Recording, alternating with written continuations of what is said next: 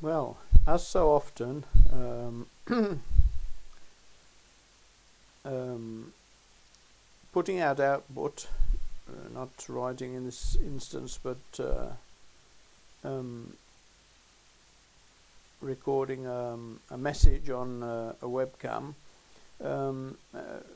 Putting out output distracts me because of the physical circumstances of recording the output, and now I'm distracted by the need to keep the reflection of, I suppose it must be the screen of the laptop that I'm talking to, from reflecting in my glasses.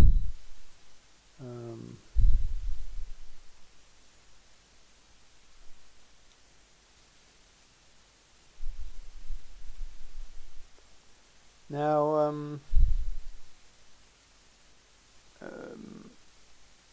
I'm under treatment for a condition diagnosed as schizophrenia, under treatment with a drug called Risperdal, and the dosage has recently been reduced. This Risperdal is given in long-acting injections every 2 weeks, and previously, up to, I don't know, perhaps 2 months ago, the dosage was 37.5 milligrams every 2 weeks, and it was then reduced to 25 milligrams every 2 weeks.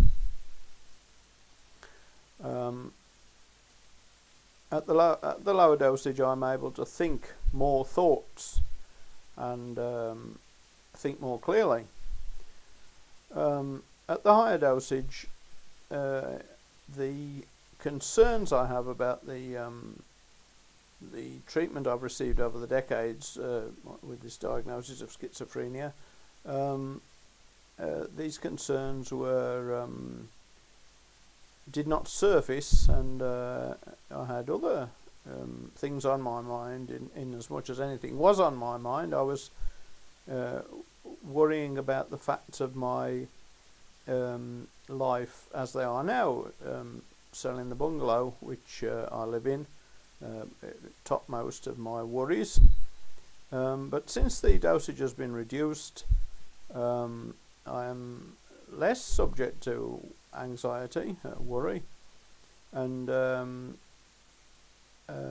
more interested, or uppermost in my mind, or mainly, most of the time uppermost in my mind are concerns about the ruination of years of my life through excessive treatment with drugs which I was given over the years before I was given this Risperdal. Now I've started a Twitter account, and the sentence I thought up for to put on my profile, I think certainly explains well my present attitude to the treatment I've received, and I think it explains the truth of the matter. I think my present attitude, my present understanding of the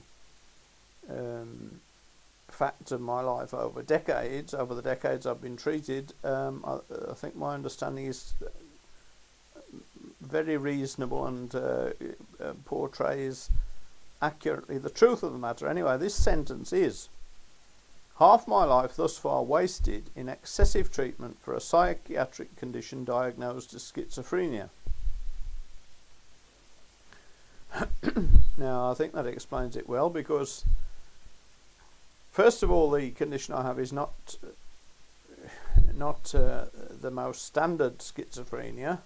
I'll mention that I've been following mainly on YouTube, but he also has two Twitter accounts. The publications of Neil Barrass, he pronounces it, in Canada, and I have to say his I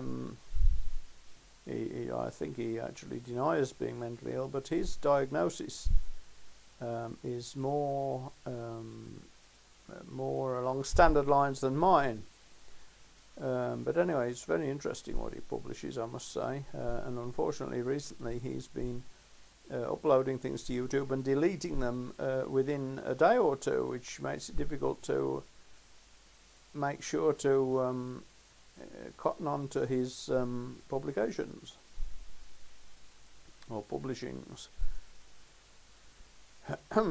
Anyway, so the condition in my sentence, it's in a sentence, it's a phrase, I suppose, but in that blurb, I say a condition diagnosed as schizophrenia because I suppose everybody's condition is unique, but you know, some diagnoses are more obvious than others, and my diagnosis is not, you know, my symptoms are not standard symptoms of schizophrenia. And the other the other significant words in that blurb are excessive treatment, because over the decades I have been treated unremittingly with large dosages. Before I was under my present psychiatrist, there were very large dosages, absurdly large dosages of anti-schizophrenic drugs, and apart from anything else, the drugs, the older drugs that I was treated in former years, had more side effects, more causing unpleasantness of the, along those lines. Apart from the fact that their primary action was not all that useful to me because of the diagnosis not being entirely. Well, I can't actually say it's inaccurate, because I don't know if there's any other diagnosis which is more accurate. But these drugs, dopamine blocking drugs, I'm sort of apologetic for going on about them because people who have been you know, viewing my output might get think it's unfortunate that I keep going on about it. They think I'm obsessed. Well, I am obsessed because decades out of my life, and as I said, half of my life so far, have been wasted, lost to me, because of this enforced treatment, or in effect enforced treatment. Now, I'll have to say the person responsible was a psychiatrist, an NHS psychiatrist who is now retired. His name is Anthony Dew-Armand. I feel very angry about the loss he caused me, and therefore I do not shirk from publicising the facts yet again, publicising his name yet again, because, and it is, I must say, unfortunate that a single doctor can have, or could then have, so much influence in the life of a patient as to cause ruination of decades out of my life. Things have changed slightly. There seems to be more of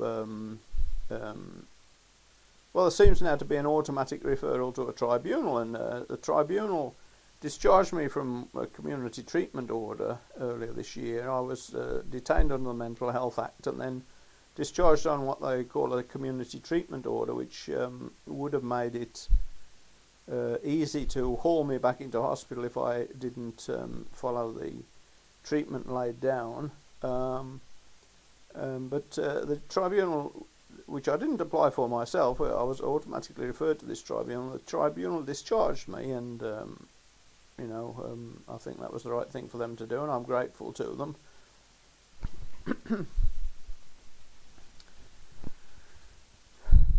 But in former years there was less protection for patients, and evidently, from my experience, individual psychiatrists had